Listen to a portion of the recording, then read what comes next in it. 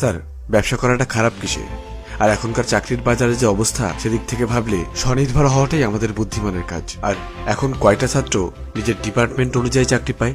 এই দেখুন না, আমার বন্ধু স্বপন অঙ্কে অনার্স মাস্টার্স কমপ্লিট করে এখন মার্কেটিং এ কাজ করছে। হায় রে বুদ্ধি রে, তোমাদের তো চেষ্টাই নাই।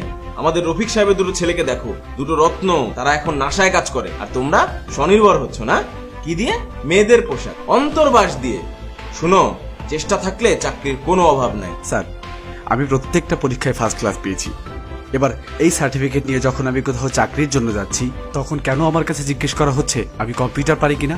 কেন আমার কাছে জিজ্ঞেস করা হচ্ছে আমার কাজের কোনো পূর্ব অভিজ্ঞতা আছে কিনা? আরে পাগল নাকি তুমি? চাকরির জন্য তো সব প্রয়োজন।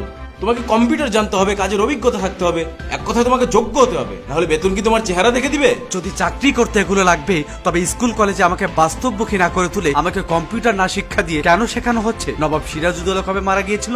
কেন সেখানে একজন ছাত্রকে বইয়ের উপর বই চাপিয়ে দিয়ে ডিপ্রেশনে ভোগানো হচ্ছে? তুমি কি মিয়া পণ্ডিত হয়ে গেছো নাকি?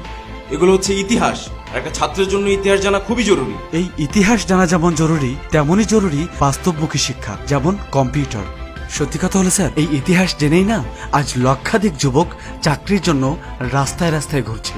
আর আরো সত্যি কথা হলো, ইতিহাসে চাকরি পাওয়ায় না, পাওয়ায় কর্মবিদ্যা। কে কে বলছে তোমার এই বিদ্যালয়ে কম্পিউটার শেখানো হয় না? সেখানে কম্পিউটার আছে, কম্পিউটার শিক্ষক আছে, তুমি শিখো নাই কেন? এক মিনিট স্যার, আপনি আমি দুজনেই জানি যে বিদ্যালয়গুলোতে কম্পিউটার ল্যাব আছে, কিন্তু আপনি জানেন সেখানে কি শেখানো হয়? সেখানে পুরো বছর জুড়ে শেখানো হয় কিভাবে কম্পিউটার অন অফ করতে হয়। আর নিজে থেকে নতুন কিছু শিখতে গেলে বলা হয় কম্পিউটার হ্যাং হয়ে যাবে। স্যার, সেই যে হ্যাং হলাম না, এখনো ছাড়াতে পারিনি। আসল কথা হলো, সেখানে যা শেখানো হয় আর চাকরিতে যা চাওয়া হয়, দুইটা সম্পূর্ণ দুই রকম। তাহলে তুমি কোনো বাইরের কম্পিউটার ট্রেনিং সেন্টার থেকে ট্রেনিং নাও। স্কিল ডেভেলপমেন্ট ইনস্টিটিউট আছে, সেখান থেকে স্কিল ডেভেলপ করে নাও। তুমি জানো না, হাতের কাজ জানা থাকলে ভাতের অভাব হয় না। তাহলে স্যার, এই যে 18 বছর ধরে আমি মাস্টার্স কমপ্লিট করলাম, তার ভ্যালুটা কি? এই যে সার্টিফিকেট গুলো আমি অর্জন করলাম, এটা কি বাসার দেওয়ালে টানিয়ে রাখার জন্য নাকি চাকরির জন্য? যদি চাকরির জন্য হয়, তাহলে আমাকে কেন চাকরির মতো করে শিক্ষা দেওয়া হলো না? কেন আমার স্টাডি পিরিয়ড চলাকালীন আমাকে কর্মশালার মাধ্যমে চাকরির অভিজ্ঞতা দেওয়া হলো না? আমার শিক্ষায় কেন কর্মমুখী দিক নেই স্যার? শোনো বাবা, এখন সৃজনশীল হইছে, পাশের হার বাড়ছে, শিক্ষাঙ্গন এখন অনেক এগিয়ে গেছে। তুমি চাকরি পাও নাই বলে যে অন্যেরা চাকরি পাবে না তা কিন্তু না, অন্যেরা এখন যোগ্যতা পাচ্ছে। স্যার, কর্মক্ষেত্রে গেলে সেখানে একটা কাজের ধারণা দিয়ে 4 ভাগে করতে বলা হয় না, যেমনটা আপনার সৃজনশীলে করাচ্ছেন। চাকরিতে একটাই কাজ দেওয়া হয়, আর যদি আপনি তা না পারেন, আপনি অযোগ্য। কি আজব স্যার, এরা সৃজনশীল পদ্ধতিতে পড়ালেখা করছে, তবে সৃজনশীল কোনো কর্মক্ষেত্র পাচ্ছে না, আর পাবেও না। পাচ্ছে একটা সার্টিফিকেট। তুমি একটা শিক্ষিত সমাজে দাঁড়িয়ে এসব কথা কিভাবে বলতেছো? তুমি কি বলতে চাও, এখন শতভাগ শিক্ষার কোনো দাম নেই? শিক্ষাঙ্গন এখন বিজনেস কোম্পানি স্যার, আর স্টুডেন্ট হলো প্রোডাক্ট। প্রত্যেক বছর এই কোম্পানি থেকে কয়েক লাখ এ প্লাস ব্র্যান্ডের প্রোডাক্ট বাজারজাত করা হচ্ছে। দুঃখের বিষয় স্যার, এখানে কোনো জ্ঞানীগুণী মানুষ বের হচ্ছে না। এদেরকে জাস্ট প্রেশার ক্রিয়েট করে মুখস্থ করিয়ে এ প্লাস পাওয়ানো হচ্ছে।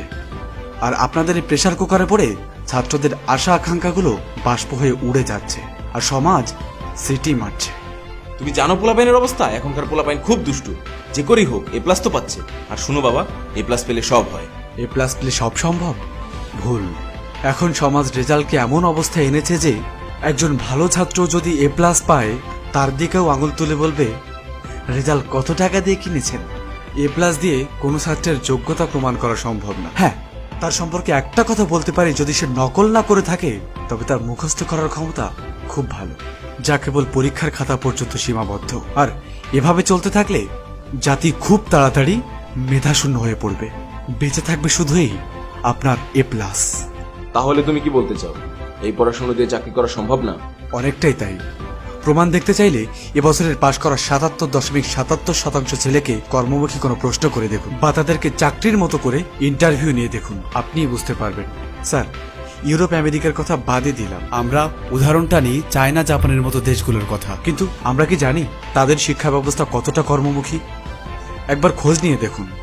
তারা প্রত্যেক বছর ঠিক করে কোনটা পড়লে ছাত্রছাত্রী আরো বেশি স্ট্রং এবং কর্মমুখী হবে। আর আমরা দিন দিন রসতলেই যাচ্ছি।